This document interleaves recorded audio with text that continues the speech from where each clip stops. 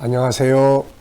김성길 목사와 함께하는 예수님 이야기 제4단원의 이 시간 412회가 되겠습니다. 이 시간에 함께 나눌 말씀의 주제는 세 종류의 사람들입니다.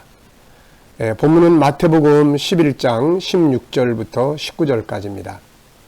이 세대를 무엇으로 비유할까? 비유하건대 아이들이 장터에 앉아 제 동물을 불러 이르되 우리가 너희를 향하여 피리를 불어도 너희가 춤추지 않고 우리가 슬피 울어도 너희가 가슴을 치지 아니하였다 함과 같도다. 요한이 와서 먹고 마시지도 아니하며 그들이 말하기를 귀신이 들렸다 하더니 인자는 와서 먹고 마시매 말하기를 보라 먹기를 탐하고 포도주를 즐기는 사람이요 세리와 죄인의 친구로다 하니 지혜는 그 행한 일로 인하여 옳다함을 얻느니라. 아멘. 예수님은 세례 요한의 사건을 중심으로 시대의 변화를 말씀하셨습니다. 세례 요한 때부터 천국은 침노하는 자가 얻는다. 주님이 세상에 오셨다는 것은 이제 구약이 지나가고 신약의 시대가 왔다는 것을 의미합니다.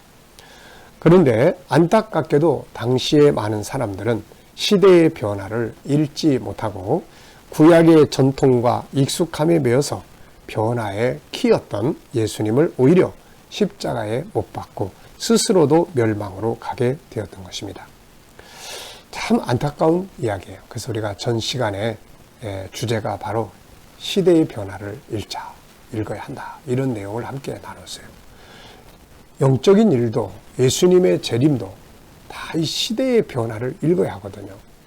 세상을 살아가는 것도 비즈니스를 하는 것도 목회를 하는 것도 전부 다 마찬가지예요.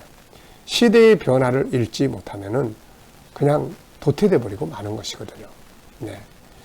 시대의 변화를 읽고 그 시대를 맞게끔 이렇게 또 앞서가면서 이끌어갈 수 있는 리더십을 가진 곳은 다 발전합니다. 도태가 아니라 발전하는 거예요. 그래서 시대의 변화를 읽지 못한 것은 도태되고 시대를 읽고 준비하고 또 훈련하고 또 연습하고 이런 사람들은 시대를 이끌어가는 리더십을 이루고 부흥하고 발전할 수가 있게 되는 거죠. 자, 주님은 이제 이러한 시대에 그 시대 사람들의 그런 상황을 보시고 비유로 그 상황을 좀 지적을 하셨어요. 여기서 우리가 이제 꼭 기억해야 될 세 종류의 모습이 있습니다. 첫째는 무관심한 사람들이에요. 17절에 보면은 우리가 너희를 향하여 피리를 불어도 춤추지 않고 슬피 울어도 가슴을 치지 아니한다. 관심이 없는 거예요. 옆에서 망투가 아무리 슬프게 울어도 그냥 상관없고 또 막 신나게 피리를 불고 춤을 추고 막 그래도 상관없고 무관심한 거예요. 이들은 복음에 대해서 무관심한 사람들입니다. 아무리 전도를 해도 관심이 없고 복음 앞에 무관심한 사람들이죠. 예수님이 오셔서 말씀하시는데도 관심이 없는 거예요. 복음에 대해 무관심한 건 결국 구원을 받지 못하고 멸망으로 가는 위험성을 가지고 있습니다. 세상 일도 마찬가지예요. 시대의 흐름에 대해서 아무런 변화에 대해서 관심이 없이 그냥 살아간다면 자신의 인생도 무기력에 빠지게 되고 성공할 수 있는 좋은 기회를 놓쳐버려요. 때로는 작은 것에 관심을 둘 때 그것이 성공으로 발전하는 경우도 많거든요. 그래서 우리가 관심을 갖고 살펴볼 수 있어야 돼요. 관심을 갖고 들어봐야 되고 관심을 갖고 살펴봐야 되는 겁니다. 자, 요셉이라는 인물을 우리가 많이 이야기하잖아요. 요셉은 노예로 팔려가서 애굽의 총리가 되는 성공을 거둔 사람입니다. 근데 이 사람의 성공의 이 내용을 이렇게 가만히 연구를 해보면 아주 작은 관심 하나가 성공을 만들어낸 거예요. 이렇게 막 거창한 이런 게 아니고 요셉이 억울한 누명을 쓰고 감옥에 들어갔잖아요. 그런데 거기서도 성실하게 사니까 그 간수가 죄수들을 관리하는 일을 맡겼어요. 그런데 하필이면 왕의 신하들, 오늘날로 말하면 비서관이나 장관급들의 사람들이 왕의 그 비위를 거슬리고 들어온 거예요. 죄인이 돼가지고. 그래서 이 사람들을 성실한 요셉에게 맡깁니다. 그랬더니 요셉은 이들을 아주 잘 살피고 관심을 두고 그러고 있죠. 그런데 어느 날 일어나 보니까 이분들이 얼굴에 그냥 근심이 들어있는 거예요. 그래서 요셉이 물었잖아요. 무슨 일입니까? 말씀해 주세요.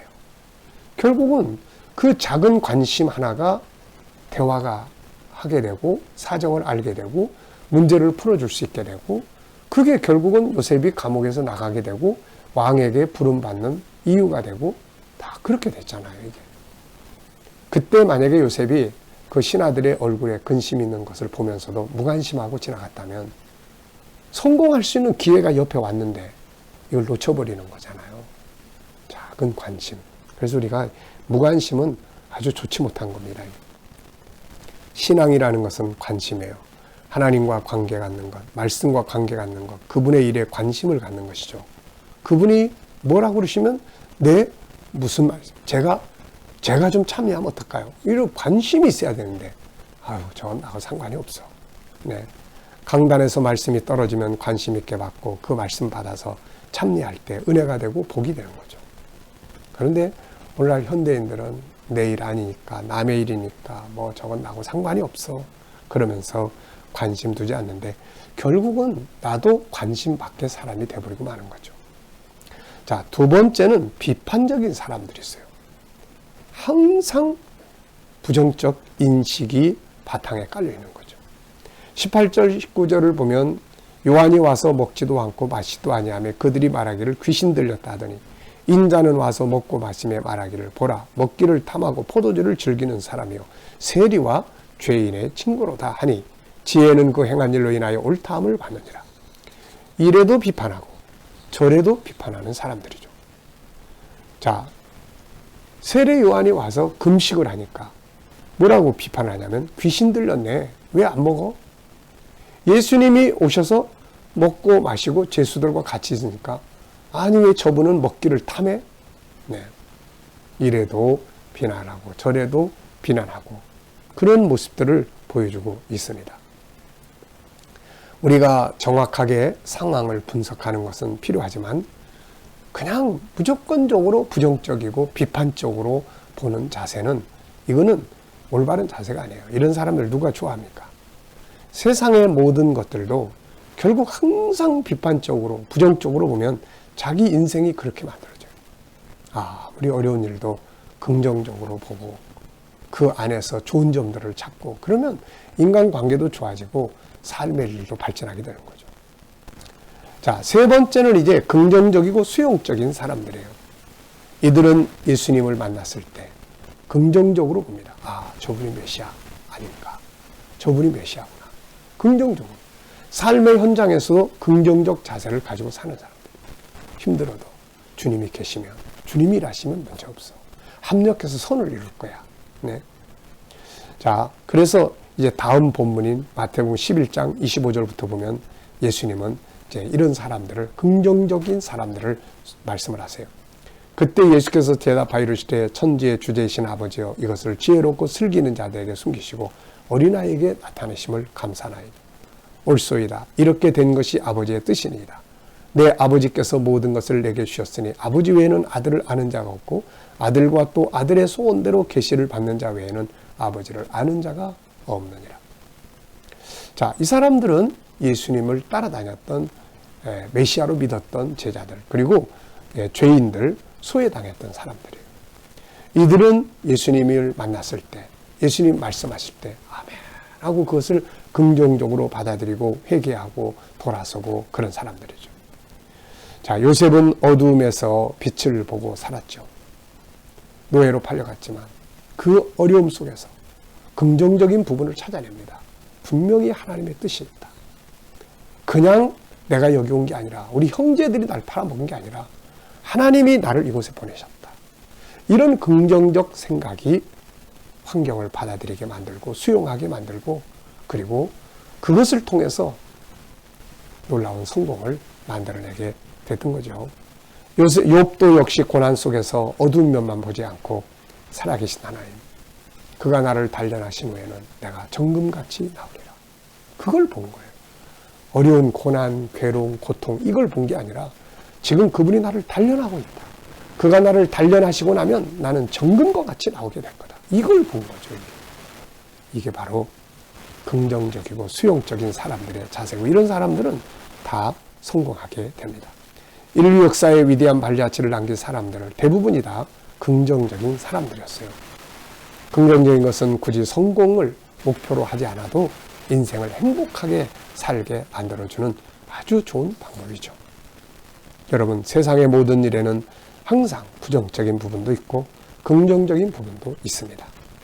그런데 긍정적, 부정적 어두운 면을 보는 게 아니라 긍정적 부분을 보고 감사하고 그것을 보고 소망을 갖고 그것을 보고 힘을 내고 이러면 발전하게 되는 거죠. 그것이 어떤 상황에서도 성공할 수 있게 만들어주는 것입니다.